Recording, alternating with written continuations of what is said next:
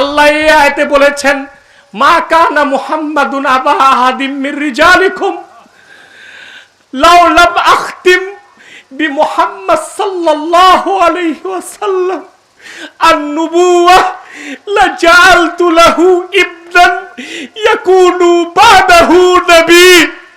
ও মানব জাতি, সরকার তো আমরাই বানাই, সরকার তো আমরাই বসাই, সরকার তো আমরাই নামাই।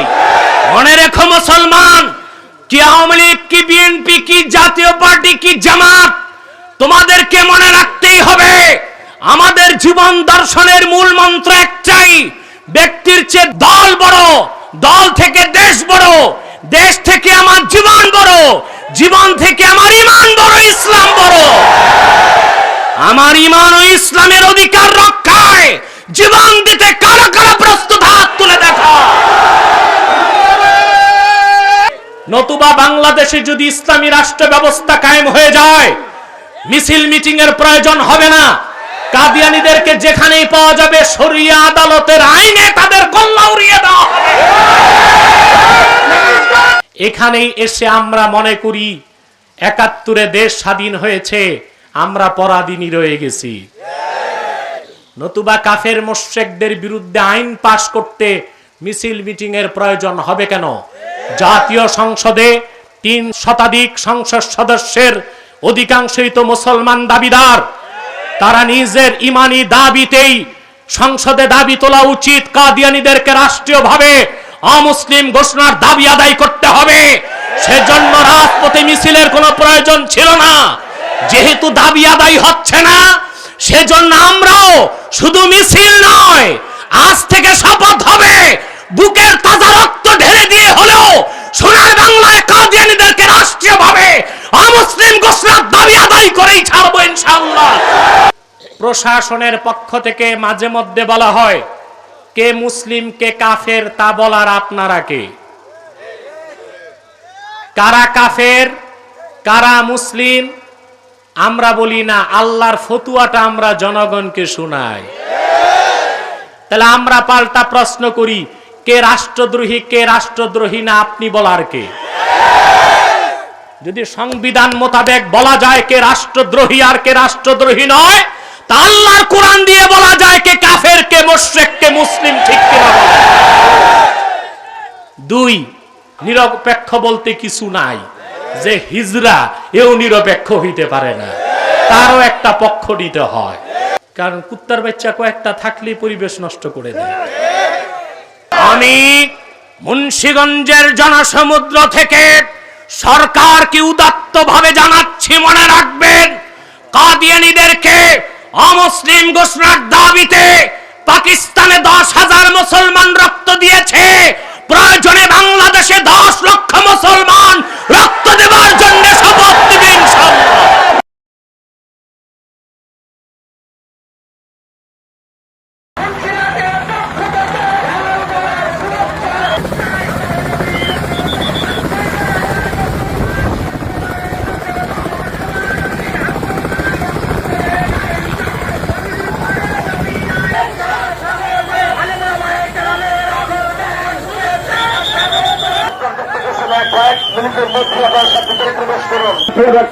যখনই লম্বা লম্বা কথা বলতে ঠিক কিনা বলেন, কিন্তু এক ডক্টর এনায়েতুল্লাহ আব্বাসের অনলাইন টকশোতে ওদের মাথা ভেঙে গুলিয়ে দিয়েছিলেন, আল্লাহু আকবার। এবং ডক্টর জাহুল্লাহর মতো লোককে তিনি কোরআন শরীফ সবক ধরাই দিয়েছেন, আল্লাহু আকবার।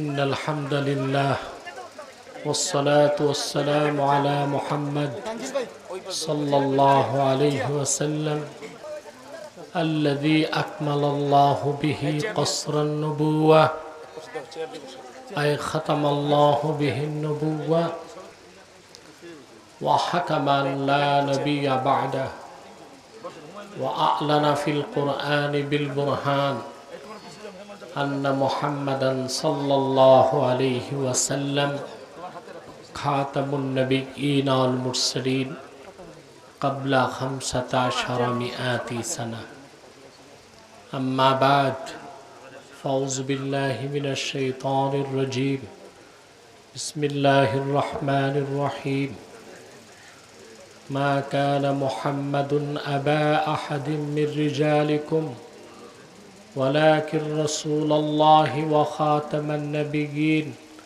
وكان الله بكل شيء عليما وقال رسول الله صلى الله عليه وسلم إن مثلي ومثل الأنبياء كمثل رجل بنى بيتا فأحسنه وأجمله إلا موضع لبنة من زاوية فجعل الناس يطوفون به ويعجبون له ويقولون هلا أضيت هذه اللبنة وأنا اللبنة وأنا خاتم النبيين أخرجه البخاري في الصحيح মুন্সিগঞ্জ মুন্সিহাট ইজতিমা নগরে আয়োজিত আজকের ঐতিহাসিক খাতমে নবুয়ত ইজতিমার সম্মানিত সভাপতি জনাব আল্লামা মুফতি নূর হোসেন নুরানি পীর সাহাব মুন্সিগঞ্জ, উপস্থিত দক্ষিণবঙ্গের সংগ্রামী নেতা জনাব আল্লামা খলিলুর রহমান নেসারাবাদী, উপস্থিত উলামায়ে কেরাম, তুলাবায়ে এজাম, বিভিন্ন প্রান্ত থেকে প্রচণ্ড গরমে দুপুরবেলা আজকের এই ইমানি দাবিতে যারা একত্রিত হয়েছেন তাদের সকলকে অন্তরের অন্তঃস্থল থেকে জ্ঞাপন করছি মুবারক। সবটুকুন শুকরিয়া আল্লাহ সুবহানাহু ওয়া তাআলার জন্যে, যিনি আজকের এই সংগ্রামী সমাবেশে আমাদেরকে আসার বসার তৌফিক দয়া করে ভিক্ষা দান করেছেন। সম্মানিত সুধী, ওজুদ কুঠি তার চেয়ে অনেক বেশি দরুদ ও সালাম আল্লাহর আখিরি নবী, বিশ্বসভার সভাপতি, সকল নবী রসুলগণের মাথার তাজ, শামসুল হিদায়াত, বদরুদ্দুজা, সৈয়দুস সাকালাইন, ইমামুল মুরসালিন, খাতামুন নবিয়্যিন অল মুরসালিন, আফতাবে নবুয়ত, শাহনশাহে রিসালত, সরকারে দো জাহাঁ, সুলতানুল মদিনা, নবিয়ুল আম্বিয়া, হুজুরে আকরম, নূরে মুজস্সম মুহাম্মদ মুস্তাফা সাল্লাল্লাহু আলাইহি ওয়াসাল্লামের উপর আল্লাহ পাক যাকে আজ থেকে ১৫০০ বছর আগে সর্বশ্রেষ্ঠ এবং সর্বশেষ নবী ও রাসূল হিসেবে প্রেরণ করেছেন, যার পরে আজ পর্যন্ত পৃথিবীতে অবশ্যই কোনো প্রকার নবী কিংবা রাসূল অবশ্যই আসে নাই, অবশ্যই এখনো নাই, অবশ্যই কিয়ামত পর্যন্ত আসবে না। খাতমে নবুয়ত আন্দোলনের তাৎপর্য ব্যাখ্যা আপনারা খুব ভালো করেই অবগত আছেন। আজকে আমি যে বিষয়টি আলোকপাত করব, আমরা তো জানি কাদিয়ানীরা নিঃসন্দেহে অমুসলিম এবং কাফের, দলিল প্রমাণেও জানি, আবার বিনা দলিলও এ কথা আমরা হাজারবার বলবো, কাদিয়ানীরা কাফের এবং অমুসলিম। এবং তারা যে কাফের এতে যে সন্দেহ করবে সেও তো কাফের। আমাদের এখন একটি সিদ্ধান্তে পৌঁছতে হবে, আর কত যুগ আন্দোলন হবে? আন্দোলন তো 50 বছর যাবৎ হচ্ছে বাংলাদেশে। আন্দোলনেই আমাদের সময় পার হবে, না আমাদের চূড়ান্ত এজেন্ডা ঘোষণা করতে হবে? কাদিয়ানীদেরকে রাষ্ট্রীয়ভাবে অমুসলিম ঘোষণার দাবি বাংলাদেশে আদায় করতেই হবে এবং বর্তমান সরকারের বর্তমান মেয়াদের মধ্যেই সেই দাবি আদায় করতে হবে। আমি আপনাদের উদ্দেশ্যে মৌলিক কিছু কথা তুলে ধরছি। যেহেতু এখানে প্রশাসনের বন্ধুগণ আছেন, সাংবাদিক বৃন্দ আছেন, মিডিয়া কর্মীগণ আছেন এবং আপনারা সাধারণ মুসলমানের কিছু প্রশ্ন আছে, তার উত্তরগুলো আমি তুলে ধরছি। আল্লাহর হাবিব মুহাম্মদ সাল্লাল্লাহু আলাইহি সাল্লাম আল্লাহর শেষ নবী, এই কথাটি অস্বীকার করলে শুধু আল্লাহর রাসূলকে অস্বীকার করা হয় না, বরং 1 লক্ষের উপর নবীকে মিথ্যা সাব্যস্ত করা হয়। সকল উলামায়ে কেরাম একমত, মান আনকারা আকিদাতা খাতমিন নুবুওয়াহ ফাকান্নামা আনকারা রিসালাতা জামিইল আম্বিয়া। যে খাতমে নবুয়তকে অস্বীকার করলো সে লক্ষাধিক নবীর নবুয়তকে অস্বীকার করলো। অতএব সে সাধারণ কোনো কাফের নয়, কাদিয়ানীরা সবচেয়ে নিকৃষ্ট কাফের এবং তাদের কুফরটা কুফর বাওয়াহা, এমন কুফর ওই কুফরিতে যে সন্দেহ করবে সেও কাফের। 5টি বিষয়ে লক্ষাধিক নবী পৃথিবীতে এসেছেন, আল্লাহর দ্বীনের দাওয়াত দিয়েছেন। নবীগণের শরীয়তে পার্থক্য ছিল, কিন্তু 5টি বিষয়ে 1 লক্ষের উপর নবী একমত ছিলেন। কয়টি বিষয়? শরীয়তে তাদের কি ছিল? পার্থক্য ছিল। নূহ আলাইহিস সালামের শরীয়তে ভাই বোন বিয়ে জায়েজ ছিল, পরবর্তীতে তা হারাম হয়ে গিয়েছে। ঈসা আলাইহিস সালামের শরীয়ত মদ হালাল ছিল, পরবর্তীতে তা হারাম হয়ে গিয়েছে। ইউসুফ আলাইহিস সালামের শরীয়তে ব্যক্তি ব্যক্তিকে সাজদা করতে পারত, পরবর্তীতে তা হারাম হয়ে গিয়েছে। নবীগণের কনস্টিটিউশন বা সংবিধানে পার্থক্য ছিল, কিন্তু 5টি বিষয়ে লক্ষাধিক নবী রাসূল একমত ছিলেন। যে 5টি বিষয়ে লক্ষাধিক নবী রাসূলগণ একমত ছিলেন, তার প্রথমটি হলো আকিদাতুল ওয়াহদানিয়াহ, আল্লাহর একত্বের বিশ্বাস। আল্লাহ এক, আল্লাহর একত্বে কারো শরীক নেই। এই বিষয়টিতে লক্ষাধিক নবী রাসূল একমত ছিলেন। এই বিষয়টি তারা নিজ নিজ জাতিকে প্রচার করেছেন।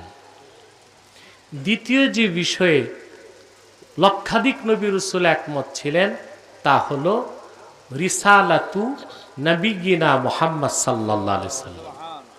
মুহাম্মদ সাল্লাল্লাহু আলাইহি সাল্লামের রিসালাতের উপর লাখের উপর নবী ঈমান এনেছিলেন। আল্লাহর হাবিব মুহাম্মদ সাল্লাল্লাহু আলাইহি সাল্লাম আল্লাহর শেষ নবী, এই ওয়াদা নেওয়ার আগ পর্যন্ত কোন নবীকেই আল্লাহ নবুয়ত দেন নাই। সুবহানাল্লাহ বল। প্রশ্ন হলো, তাহলে আল্লাহ রাসূল সাল্লাল্লাহু আলাইহি সাল্লাম পৃথিবীতে আসার আগে পূর্বের নবীগণ ঈমান আনলেন কেমন করে আল্লাহর রাসূলের উপর? প্রশ্ন আসে না? তার দুটো জবাব। তার একটি জবাব, আত্মার জগতে আল্লাহ পাক প্রশ্ন করেছিলেন, আলাস্তু বিরাব্বিকুম, আমি কি তোমাদের রব নই? মোল্লা আলী কারি রহমতুল্লাহ মিশকাতে শরামের কাতে লেখেন, আত্মার জগতে কোনো একটি আত্মার এই প্রশ্নের কি জবাব হবে তা জানা ছিল না। আত্মার জগতের সীমাহীন নিস্তব্ধতা ভঙ্গ করে আল্লাহর রুবুবিয়তের প্রথম সাক্ষী দিয়েছেন আত্মার জগতে মুহাম্মদ সাল্লাল্লাহু আলাইহি সাল্লাম। আল্লাহর রাসূলের জবাব শুনে বাকি নবীগণ জবাব দিয়েছেন, হ্যাঁ আল্লাহ তুমি রব। এই জন্য মোল্লা আলী কারি লেখেন, ইন লাম ইউয়াফিকু কওলা মুহাম্মদ সাল্লাল্লাহু আলাইহি ওয়াসাল্লাম লাকাফারু ফি আলামিল আরওয়াহ। তাহলে মুহাম্মদ সাল্লাল্লাহু আলাইহি সাল্লামের কথা অনুযায়ী আত্মাগুলো যদি আত্মার জগতে জবাব না দিতে পারত, আলামে আসবাবে আসার দরকার হতো না, আলামে আরওয়াতেই সব নাফরমান হয়ে যেত।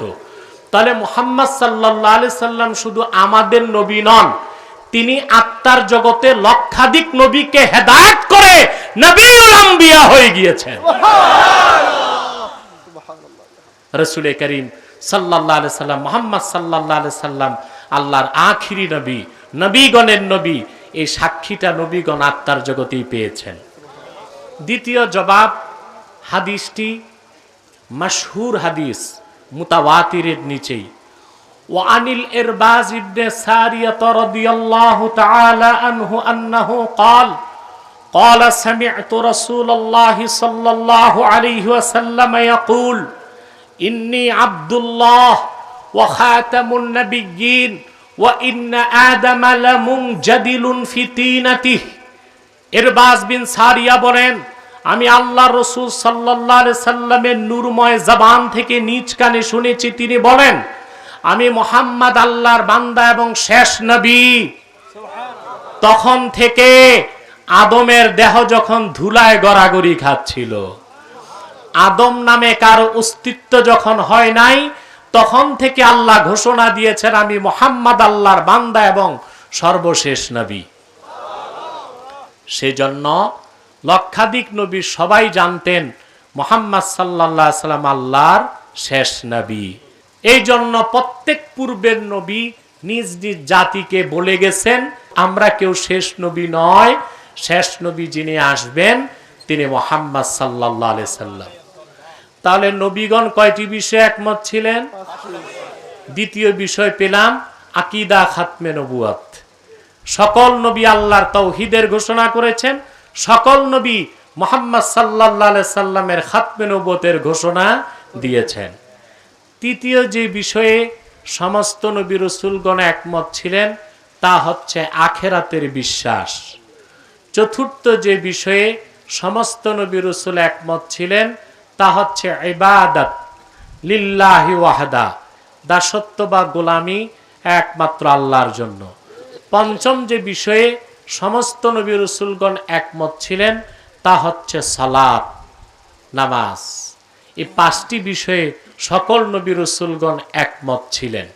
সেই পাঁচটির অন্যতম মৌলিক বিশ্বাস হলো খাতমে নবুয়তের বিশ্বাস, অর্থাৎ মুহাম্মদ সাল্লাল্লাহু আলাইহি সাল্লাম আল্লাহর শেষ নবী, ওনার পরে কোনো নবী নাই, ওনার পরে কোনো রাসূল নাই।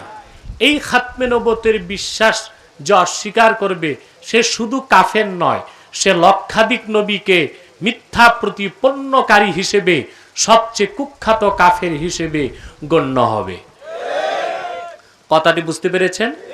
এবার আসেন, যারা খাতমে নবুয়তকে বিশ্বাস করবে না তারা শুধু অমুসলিম নয়, কুখ্যাত কাফের কেন? ভালো করে বুঝার চেষ্টা করেন। কুখ্যাত কাদিয়ানীরা কিছু অপব্যাখ্যা দিচ্ছে আমাদের প্রশাসনকে, কিছু অপব্যাখ্যা দিচ্ছে জাহেল মানুষকে।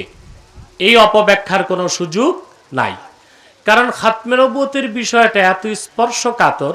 ইমাম আজম আবু হানিফা তার কিতাবে লিখেছেন, কেউ যদি মিথ্যা নবুয়ত দাবি করে আর কোনো মুসলমান যদি তার সাথে বহস করতে যায়, যদি বলে তুমি যে নবী তার প্রমাণ দাও, যে প্রমাণ চাইবে সেও কাফের হয়ে যাবে। কারণ মুহাম্মদ সাল্লাল্লাহু আলাইহি সাল্লাম আল্লাহর শেষ নবী, এই ব্যাপারে তো কোরআনই সবচেয়ে বড় প্রমাণ। 3000-এর উপর মুতাওয়াতির হাদিস আছে, ইজমায়ে সাহাবা আছে, ইজমায়ে উম্মত আছে। সেখানে নতুন করে প্রমাণ চাওয়ার উদ্দেশ্য কোরআন হাদিসের প্রমাণকে সন্দেহ করা। এর জন্য যে প্রমাণ চাইব সেও কি হবে? কাফের হবে। সেজন্য আমি বাংলাদেশে কাদিয়ানি যেগুলো আছে মৌলবী, এগুলো তো মৌলবী বলা যায় না, এগুলো তো ব্রাহ্মণ থেকেও খারাপ, কারণ কুখ্যাত কাফের। এদেরকে বলেছি 24 ঘন্টার যে কোনো ঘন্টার প্রতি মিনিটে বাংলাদেশের যেখানে তারা বসতে চায় আমি প্রস্তুত আছি একটি বিষয় প্রমাণ দিতে, কাদিয়ানীরা শুধু কাফের না, সবচেয়ে কুখ্যাত কাফের। এই বিষয়ে বহস চলবে, অন্য বিষয়ে বহস চলবে না। এই একটা বিষয়ে বহস চলবে কুখ্যাত কাদিয়ানীদের সাথে। নারায়ণগঞ্জে গত বছর হেফাজত ইসলামের পক্ষ থেকে মহাসম্মেলন হয়েছিল, আপনারা দেখেছেন। তারপর তাহরিকে খাতমে নবুয়তের ব্যানারে সম্মেলন হয়েছে, লক্ষ লক্ষ লোক হয়েছে। তখন কাদিয়ানি কিছু পুরোহিত নারায়ণগঞ্জে গিয়েছিল প্রশাসনের কাছে। তাৎক্ষণিক আমি মানববন্ধন করে আমার লোকজন চ্যালেঞ্জ করেছে, 24 ঘন্টার প্রতি মিনিটের প্রতি সেকেন্ডে আমরা প্রস্তুত আছি প্রমাণ দিতে কাদিয়ানীরা শুধু কাফের না, কুখ্যাত কাফের। একটি বিষয়ে তাদের সাথে বাহাসে আমরা বসতে পারি, দ্বিতীয় অন্য বিষয় নাই যে আমরা বুঝতে পারি। কথা বুঝতে পেরেছেন? তাহলে আকীদা খাতমে নবুওয়াত আপনারা খুব ভালো করেই বুঝেন। আলহামদুলিল্লাহ বলেন।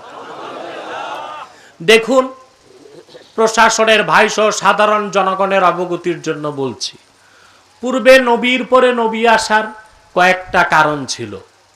তার একটি কারণ ছিল, পূর্বে নবী যারাই এসেছেন প্রত্যেকে ছিলেন আঞ্চলিক নবী। কি নবী? এক অঞ্চলে এক নবী আসতেন, আরেক অঞ্চলে আরেক নবী দরকার হতো।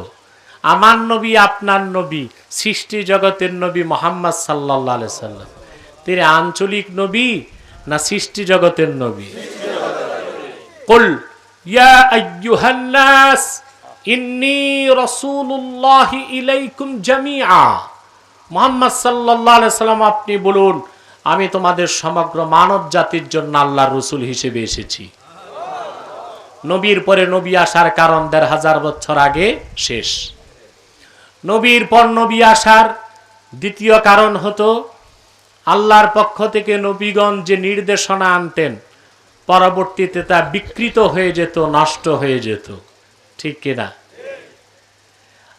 এই জন্য আরেক নবী দরকার হতো নতুন কিতাব বা সহিফা আনার জন্য।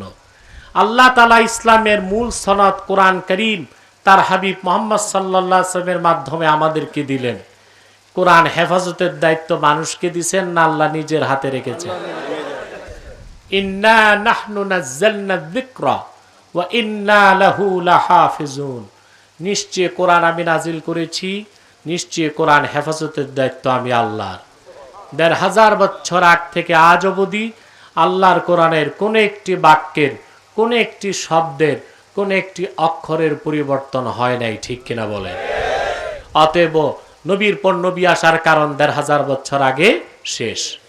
৩, নবীর পর নবী আসার তৃতীয় কারণ, যেটা ইমাম রাজি তাফসীর কবিরে লিখেছেন, এক নবী আসতেন, ইন তারাকা শাইআম মিনান নসিহাতি ওয়াল বায়ান ইয়াস্তাদরিকুহু মান ইয়াতি বাদা।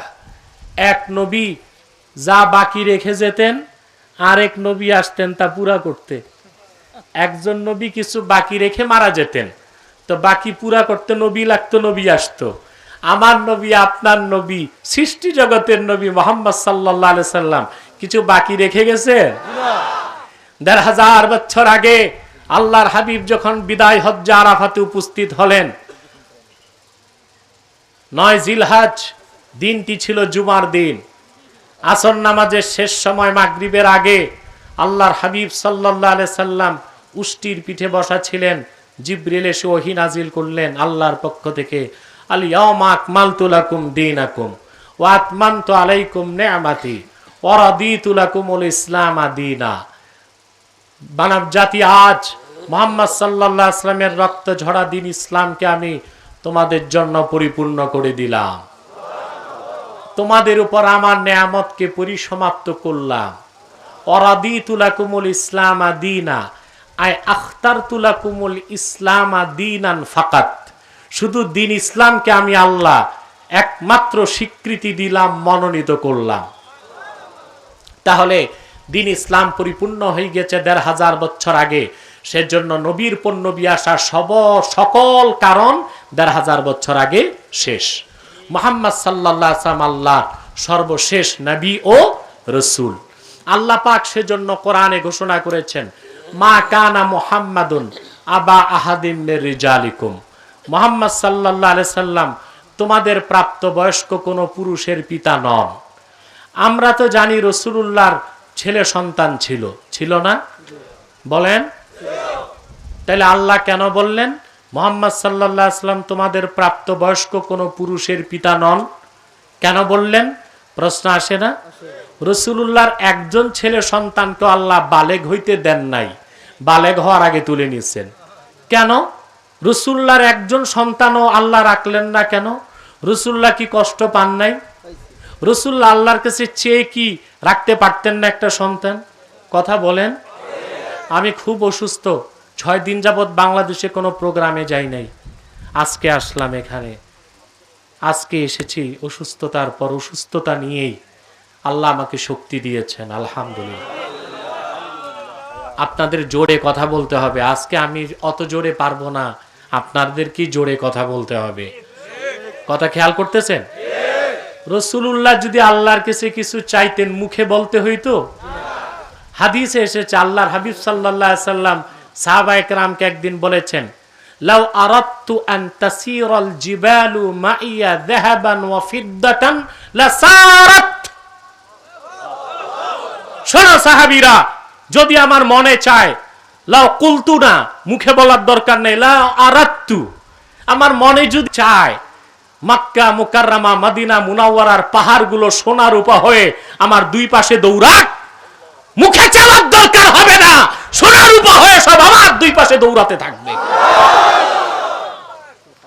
তো রাসূলুল্লাহ সাল্লাল্লাহু আলাইহি সাল্লামের পরপর সবগুলো ছেলে আল্লাহ তুলে নিলেন।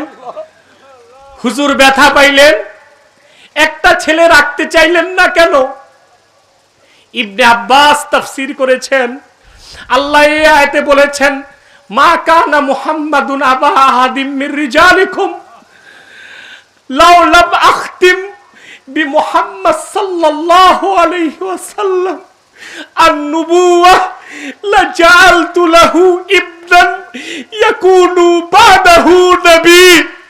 ও মানব জাতি, যদি আমার বন্ধু মুহাম্মদ সাল্লাল্লাহু আলাইহি সাল্লামকে দিয়ে নবুয়ত রিসালাতের দরজা বন্ধ না করতাম, আমি আমার নবী মুহাম্মাদের ঔরসে একজন ছেলে সন্তান জীবিত রাখতাম, যাকে আমার নবীর পরে নবী বানাতাম। কিন্তু আদম অস্তিত্বে আসার আগেই আমার সিদ্ধান্ত, আমার মুহাম্মদ শেষ নবী, এই জন্য আমি আমার নবীর একজন ছেলে সন্তান জীবিত রাখি নাই। আল্লাহু আকবার।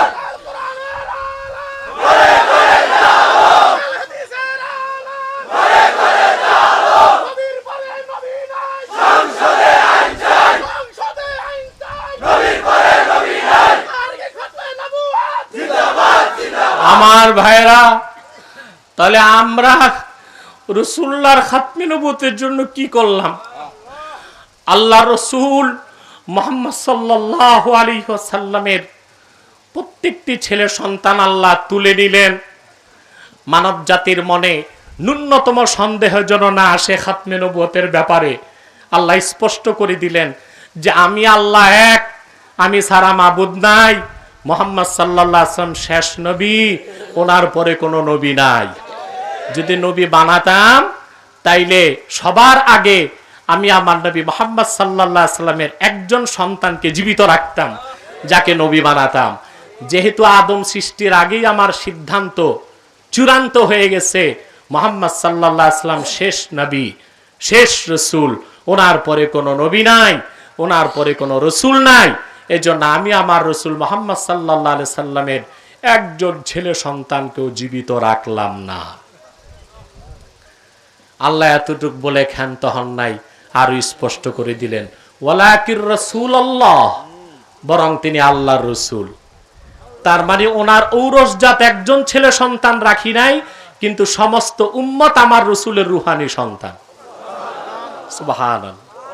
তারপর একেবারে স্পষ্ট করে দিলেন, ওয়া খাতাবান নাবিয়িন, এবং মুহাম্মদ সাল্লাল্লাহু আলাইহি সাল্লাম সর্বশেষ নবী ও রাসূল, ওনার পরে কোনো নবী নাই, ওনার পরে কোনো রাসূল নাই। খাতাবান নাবিয়িনের ব্যাখ্যা দুনিয়ার কারো করার দরকার নাই, রাসূলুল্লাহ নিজে ব্যাখ্যা করে দিয়েছেন। কিভাবে? আল্লাহর হাবিব সাল্লাল্লাহু আলাইহি ওয়াসাল্লাম নিজে তাফসীর করেছেন। সুবহানাল্লাহ বলবেন।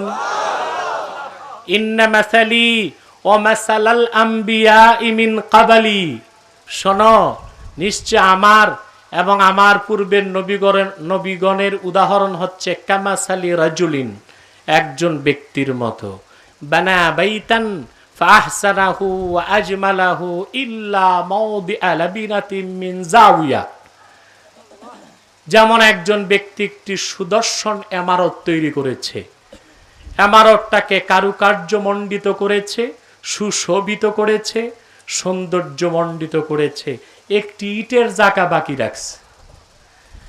আল্লাহ রাসূল সাল্লাল্লাহু আলাইহি ওয়াসাল্লাম বলেন, লোকজন ঘুরে ঘুরে দেখতে লাগলো আর আশ্চর্য হয়ে বলতে লাগলো, হাল্লা উদিয়াত হাদিহিল লাবিনা, হায়, এই একটা ইটের জায়গা যদি পূরণ হইতো ইমারতটা পরিপূর্ণ হয়ে যেত। আল্লাহর হাবিব বলেন, শোনো, ফাআনাল্লাবিনা, সে আল্লাহ তাআলা লাখের উপর নবী দিয়া নবুয়তের ইমারত তৈরি করছেন, একটা জায়গা খালি ছিল, আমি মুহাম্মদ সাল্লাল্লাহু আলাইহি ওয়াসাল্লামকে শেষ নবী হিসেবে প্রেরণ করে নবুয়তের ইমারতকে পরিপূর্ণ করেছেন। অতএব খাতমে নবুয়তের অন্য কোনো ব্যাখ্যার কোনো সুযোগ নাই, কোনো সুযোগ নাই। আলহামদুলিল্লাহ বলেন। তাহলে এবার আসেন খাতমে নবুয়তের ব্যাপারে আমাদের এখন করণীয় কি, এই দিক ও নির্দেশনা আমি দিচ্ছি।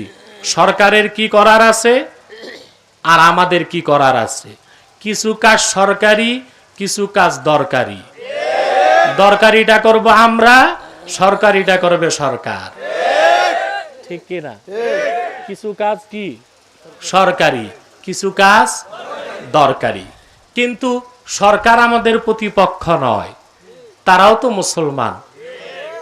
মিস আন্ডারস্ট্যান্ডিং, ভুল বুঝাবুঝি আছে। বড় বড় নাস্তিকরা যদি আমাদের কাছ থেকে বুঝ পায়, সরকার কেন পাবে না? সরকার তো আরো আগেই পাবে, ঠিক কিনা বলে? প্রিয় ভাই বন্ধুগণ, এখন আসেন খাতমে নবুয়তের আন্দোলন কেন করবেন। তাহরিকে খাতমে নবুয়ত বাংলাদেশ প্রায় 14 বছর যাবৎ সারা দেশে আন্দোলন করে যাচ্ছে। এখন আমরা আন্দোলন কেন করব? অন্য রাজনৈতিক দল করবেন, ইসলামের নামে হোক, ইসলামের নাম ছাড়া হোক, আখেরাতে তো পাইবেন, দুনিয়াতেও কিছু ধান্দা থাকে। কিন্তু খাতমে নবুয়তের আন্দোলনে দুনিয়ার ধান্দা খোঁজার কোনো সুযোগ। তাহলে আন্দোলন কেন করবেন প্রশ্ন আসে না? এক কথা মনে মাথায় ঢুকান, আজকে ইজতেমা থেকে একটা কথা মাথায় ঢুকায় নিবেন।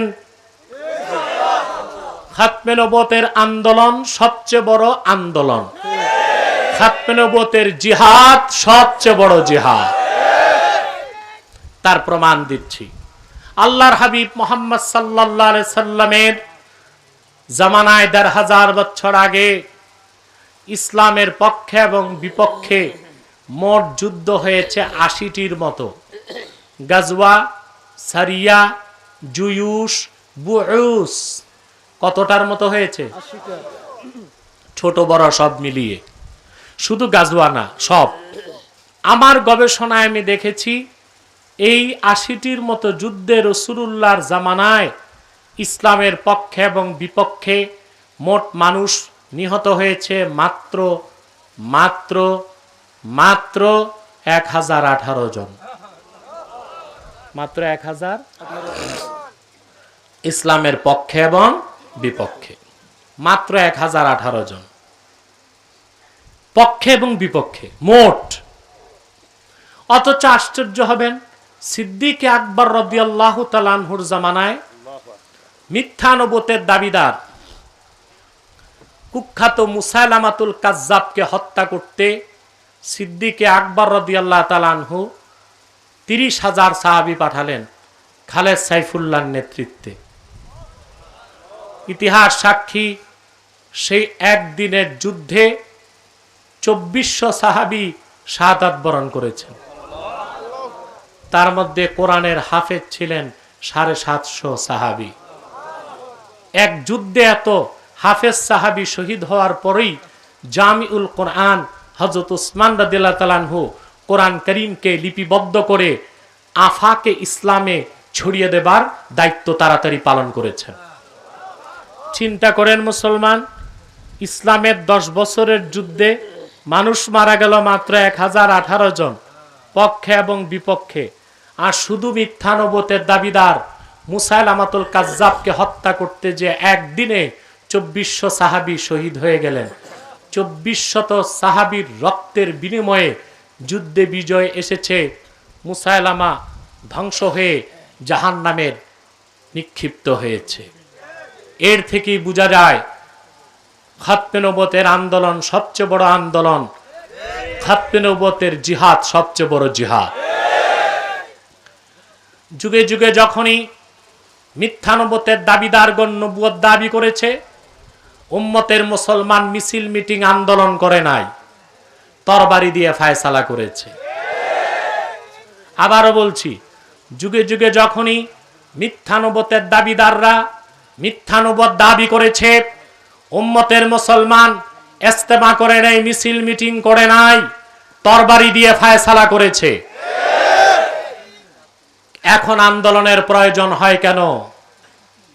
এখানেই তো আমাদের মনের ব্যথা, এখানেই তো আমাদের কলিজায় রক্তের ক্ষরণ।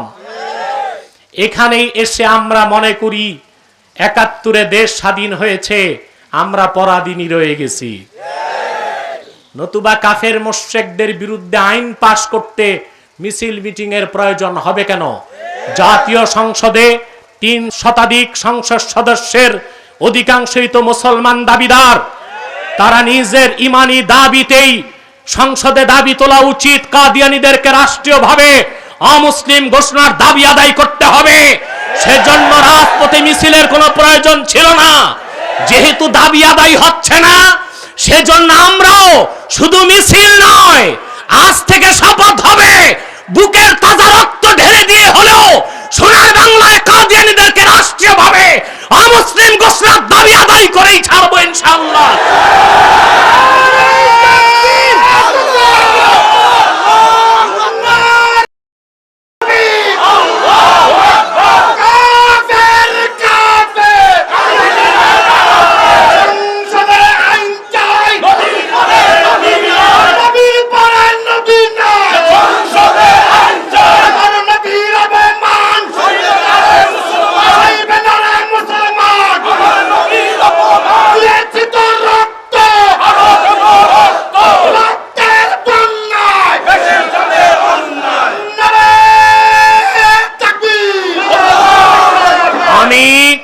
মুন্সিগঞ্জের জনসমুদ্র থেকে সরকারকে উদাত্তভাবে জানাচ্ছি, মনে রাখবেন, কাদিয়ানীদেরকে অমুসলিম ঘোষণার দাবিতে পাকিস্তানে 10,000 মুসলমান রক্ত দিয়েছে, প্রয়োজনে বাংলাদেশে 10 লক্ষ মুসলমান রক্ত দেওয়ার জন্য শপথ নেবে ইনশাআল্লাহ।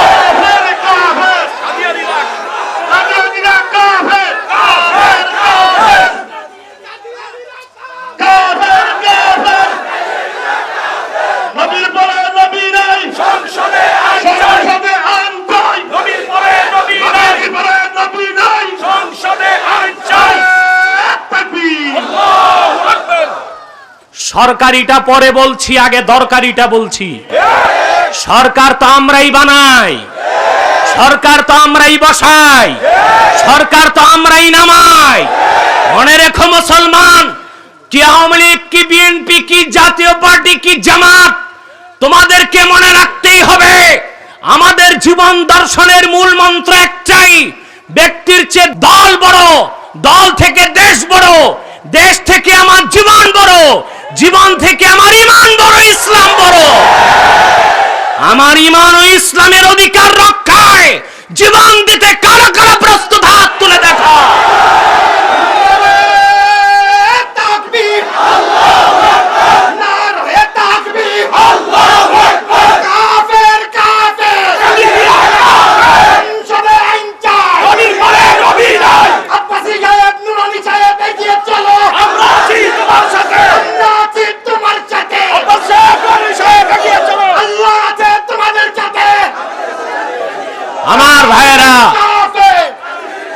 আমার ভাইরা, সেজন্য বলি, যুগে যুগে যখনই মিথ্যা নবুয়তের দাবিদাররা বের হয়েছে, উম্মতের মুসলমান তরবারি দিয়ে ফায়সালা করেছে। আমার ভাইরা, আমার বন্ধুরা, আমার আল্লাহ নূর নবী আমার মুহাম্মদ সাল্লাল্লাহু আলাইহি ওয়াসাল্লামের ইসলাম ও কোরআনের হাজার হাজার হাজার বছর পরে ইংরেজ আমলে এক শয়তান নিজকে নবী দাবি করেছে। চিল্লায়া বলেন নাউজুবিল্লাহ। ভারতের কুখ্যাত, পাঞ্জাবের কুখ্যাত, গুরুদাসপুরের কুখ্যাত কাদিয়ানে ওই শয়তানটা নবুয়ত দাবি করেছিল, ইংরেজদের পা চাটা গোলাম। শয়তানটার নাম রেখেছিল তার বাপ মির্জা গোলাম আহমদ কাদিয়ানি। সাবধান, ওই শয়তানকে গোলাম আহমদ বলবেন না। কারণ গোলাম আহমদ অর্থ আহমদ এর গোলাম। কোন কাফের কখনো গোলাম আহমদ এর গোলাম হতে পারে না। আর কাদিয়ানের কাজ্জাব ছিল কুখ্যাত কাফের, সে গোলাম আহমদ এর গোলাম ছিল না, সে ছিল কুখ্যাত শয়তানের কুখ্যাত গোলাম। কাদিয়ানের কাজ্জাব মিথ্যা নবুয়তের দাবিদার মির্জা গোলাম শয়তান কাদিয়ানি, তার উপর গজব এসেছে 1908 সালে। যখন গজব এসেছে, কাদিয়ানের কাজ্জাব মিথ্যা নবুয়তের দাবিদার মির্জা গোলাম শয়তান কাদিয়ানি 1908 সালে ধ্বংস হয়ে কুখ্যাত জাহান্নামের কুখ্যাত কুকুরে পরিণত হয়েছে, তার অনুসারীরাও ধ্বংস হয়েছে। বর্তমানে কিছু কাদিয়ানি বাংলাদেশে আছে, দুঃখজনক, তারা 100 সেন্টার করে ফেলেছে। আপনাদের মুন্সিগঞ্জ শহরেও তাদের সেন্টার আছে, নারায়ণগঞ্জে আছে, ঢাকায় আছে। তারা মিথ্যা পরিচয় দিয়ে পরিচয় পরিবর্তন করে করে মানুষকে ধোঁকা দেয়। কখনো নিজেদের পরিচয় দেয় আহমদি জামাত, কাদিয়ানিরা মিথ্যা পরিচয় দিয়ে নাম পরিবর্তন করে করে মিথ্যা পরিচয় দেয়। কখনো নিজেদের পরিচয় দেয় আহমদি জামাত, কখনো বলে আহমদিয়া জামাত, কখনো বলে আহমদি সম্প্রদায়, কখনো বলে আহমদিয়া সম্প্রদায়, কখনো বলে আহমদি মুসলিম জামাত, কখনো বলে আহমদিয়া মুসলিম জামাত। সাবধান, যত কাদিয়ানি ছিল আছে থাকবে, তারা কেউ আহমদি জামাত নয়, আহমদিয়া জামাত নয়, আহমদি সম্প্রদায় নয়, আহমদিয়া সম্প্রদায় নয়, আহমদি মুসলিম জামাত নয়, আহমদিয়া মুসলিম জামাত নয়। তারা শয়তানি জামাত, কুখ্যাত জাহান্নামের কুখ্যাত কুকুরের দল। আমাদের সকল দলের একটাই দাবি, অনতি বিলম্বে স্বাধীন বাংলায় শয়তান কাদিয়ানীদেরকে রাষ্ট্রীয়ভাবে অমুসলিম ঘোষণা করতেই হবে, করতেই হবে, করতেই হবে। এই দাবি আদায়ে যদি জানমাল দেওয়ার ডাক আসে, কারা কারা প্রস্তুত আছেন হাত তুলে দেখেন, হাত নামান।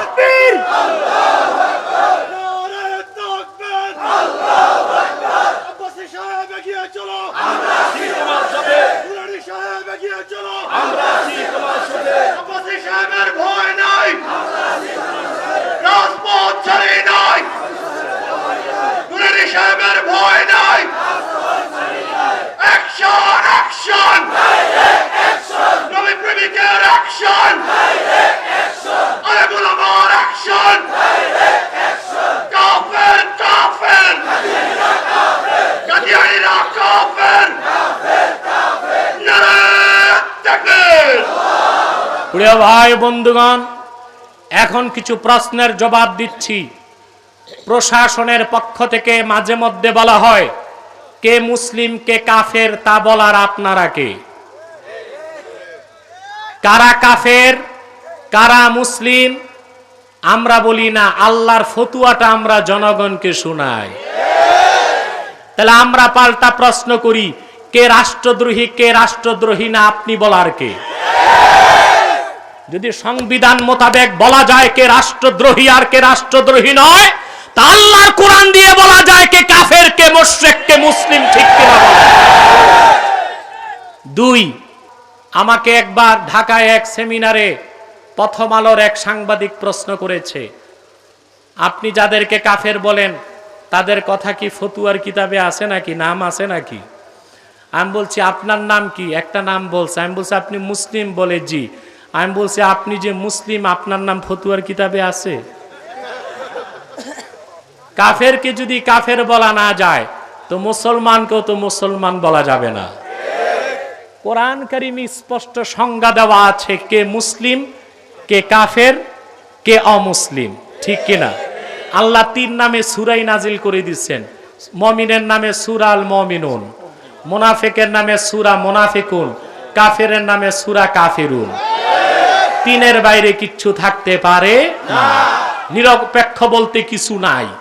যে হিজরা এও নিরপেক্ষ হইতে পারে না, তারও একটা পক্ষ নিতে হয়। হিজরা মারা গেলে কোন নিয়মে জানাজা দাফন কাফন? ফিকহের কিতাবে এসেছে পুরুষের মতো বেশি লাগলে পুরুষের নিয়ম, মহিলার মতো বেশি লাগলে মহিলার নিয়ম। তাই নিরপেক্ষ বলতে কোনো কিছু নাই, পক্ষ নিতেই হবে, হয় মুমিন নয় মুনাফিক নয় কাফের। ঠিক কিনা বলেন? এবার আসেন, কাফেরদের পক্ষে দালালি করার মতো কিছু মৌলবীও আছে, হাদিসের অপব্যাখ্যা করে। হাদিসে এসছে, মান সাল্লা সালাতানা ওয়াস্তাকবালা কিবলাতানা ওয়া আকালা যাবিহাতানা ফাযালিকাল মুসলিম। যে আমাদের কিবলা মানলো, যে আমাদের নামাজ পড়লো, যে আমাদের কিবলা মানলো, যে আমাদের গোশত খেলো, সে লোকটি মুসলিম। কিন্তু সে লোকটি যদি ঈমানই না থাকে তাহলেও কি মুসলিম? হাদিসের ব্যাখ্যা কি? হাত্তা লাম ইয়াসদুর মিনহু কুফরুন কাওলান আও ফি'লান আও তাকরীরা। যদি কোনো ব্যক্তির দ্বারা মৌখিক কথায় বা কলমে বা কাজে কুফরি প্রকাশ না পায়, ততক্ষণ তাকে আমরা মুসলিম বলবো যদি সে নামাজ পড়ে, কিবলা মানে, কোরবানির গোশত খায়। ঠিক কিনা বলে? কিন্তু কেউ নামাজ পড়ে, কোরবানি করে, কিবলা মানে, দাড়ি টুপি আবা কাবা জুব্বা সব আছে, যদি তার দ্বারা ভুলেও কোনো কুফর বের হয়ে যায়, শরীয়তের বিধান অনুযায়ী সে কাফের হয়ে যাবে। হানাফি, শাফি, মালিকি, হাম্বলি চার মাযহাবের ঐক্যমত্যের ফতোয়া, ইন্নাল ইনসানা ইউকাফফারু বিকালিমাতিল কুফরি আও বিল ফিলিল মুজিবিলিল কুফরি ওয়া ইন লাম ইয়ালাম আন্নাহু কুফরুন। চার মাযহাব একমত হয়ে আইন দিয়েছেন, যদি কোনো ব্যক্তির দ্বারা কুফরি কথা উচ্চারিত হয়, লোকটা নামাজ পড়ে, রোজা রাখে, কোরবানি করে, যাকাত দেয়, হজ করে, জিকির ফিকির তসবিহ তাহলিল সব ঠিক আছে, কিন্তু তার দ্বারা যদি কুফরি কথা বের হয়, ইউকাফফার, তাকে কাফের ফতোয়া দেওয়া হবে। যদি কোনো কাজের দ্বারা কুফরি হয়, তাকে কাফের ফতোয়া দেওয়া হবে। ওয়া ইন লাম ইয়ালাম আন্নাহু কুফরুন, যদি লোকটার জানা নাও থাকে কথাটা কুফরি, কাজটা কুফরি, তারপরও তারে কাফের ফতোয়া দেওয়া হবে। অতএব কাফেরদেরকে বাঁচাবার কোনো সুরত নাই। ঠিক কিনা বলেন? ঠিক কিনা বলেন? হিন্দু, বৌদ্ধ, খ্রিস্টান এরা কাফের, আর কুখ্যাত কাদিয়ানী সম্প্রদায় শুধু কাফের না, কুখ্যাত কাফের। এবার আসেন, বাংলাদেশে যদি ইসলামী শরিয়া আইন থাকতো, কাদিয়ানীদের ক্ষেত্রে বিচার কি হতো? কাদিয়ানীরা শুধু কাফের না, তারা জিন্দিক। জিন্দিক, জিন্দিক বলা হয় এমন ব্যক্তিকে যে স্পষ্ট কুফরিতে লিপ্ত কিন্তু নিজকে মুসলিম দাবি করে। সে কি? আমি বলি না কাদিয়ানীরা শুধু কাফের না, কুখ্যাত কাফের। কেন বলি? যুক্তি দলিলটা দিয়ে দিচ্ছি। হিন্দুরা বাংলাদেশে আছে না? মুসলিম পরিচয় না অমুসলিম পরিচয়? আমাদের সমস্যা আছে। খ্রিস্টানরা কি পরিচয়? অমুসলিম। বৌদ্ধরা কি পরিচয়? ইহুদি তো নাই, থাকলেও পারে দুই চারটা, কারণ কুত্তার বাচ্চা কয়েকটা থাকলেই পরিবেশ নষ্ট করে দেয়। কিন্তু এরা আছে কি পরিচয়ে? জোরে বলেন। আমাদের সমস্যা আছে। অমুসলিম অমুসলিমের মতো থাক। এই জন্য হিন্দুরা যে শান্তিতে পূজা করে বাংলাদেশে, ভারতও তো এত শান্তিতে করে না, কারণ আমাদের সরকার তাদের নিরাপত্তা দিছে ভারত সরকারের চেয়ে বেশি। আর আমরা মুসলমান পরম সহিংসু। ভারতের মুসলিম নির্যাতনে আমাদের কলিজায় রক্ত ঝরে, সেই প্রতিশোধ বাংলার হিন্দুর উপর আমরা নেই না। এটা শরীয়ত সমর্থন করে না। একের দোষে অন্যের বিচার শরীয়ত সমর্থন করে না। ঠিক কিনা? তো তারা আছে অমুসলিম পরিচয়, এই জন্য তারা শুধু কাফের। কিন্তু কাদিয়ানীরা তাদের চেয়েও বড় কাফের হইয়া নিজেদেরকে মুসলিম পরিচয় দেয়, এই জন্য তারা জিন্দিক, মানে কুখ্যাত কাফের। আর জিন্দিকের ক্ষেত্রে একমাত্র শাস্তি তাদেরকে হত্যা করা। অতএব সরকারকে বলছি, অনতি বিলম্বে কাদিয়ানীদেরকে অমুসলিম ঘোষণা করুন, নতুবা বাংলাদেশে যদি ইসলামী রাষ্ট্র ব্যবস্থা কায়েম হয়ে যায়, মিছিল মিটিং এর প্রয়োজন হবে না। কাদিয়ানীদেরকে যেখানেই পাওয়া যাবে শরিয়া আদালতের আইনে তাদের গল্লা উড়িয়ে দেওয়া হবে।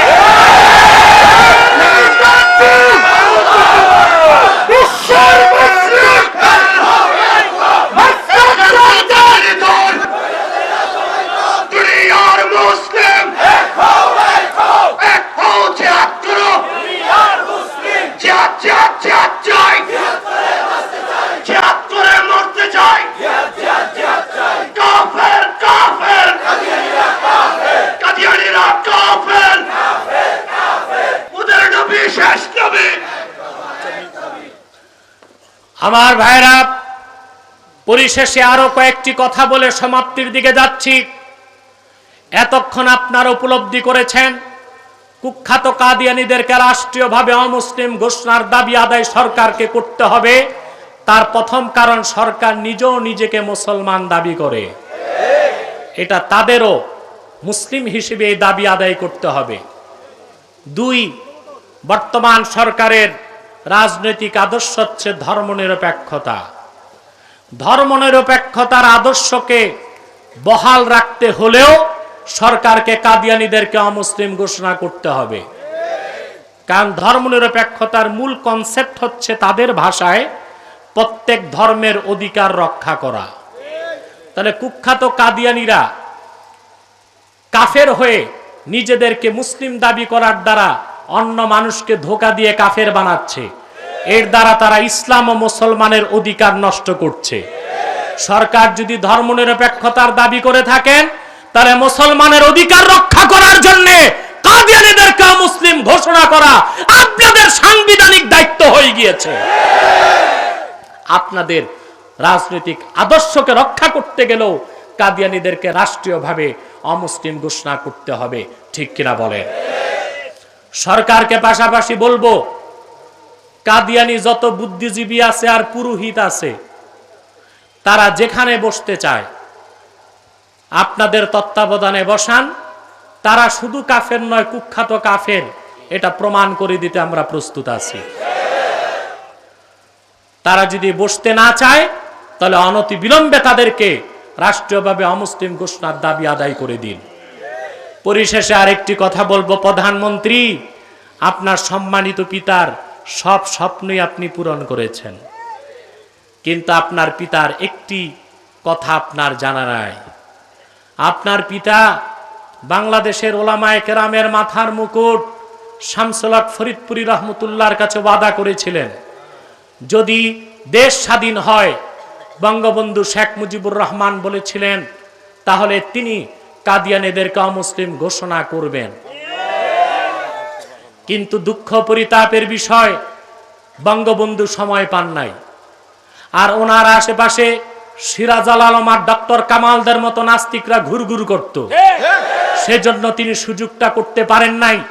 যেহেতু আপনি নাস্তিকদেরকে মাইনাস করেছেন, পিতার প্রত্যেকটা ইচ্ছা পূরণ করছেন, অতএব আপনার পিতার কবরে যদি শান্তি দিতে চান, আপনার পিতা যে ওয়াদা করে গিয়েছিলেন ফরিদপুরের সাথে, সেই ওয়াদা বাস্তবায়নের জন্য আপনাকে বাংলাদেশে রাষ্ট্রীয়ভাবে কাদিয়ানীদেরকে মুসলিম ঘোষণা করতেই হবে।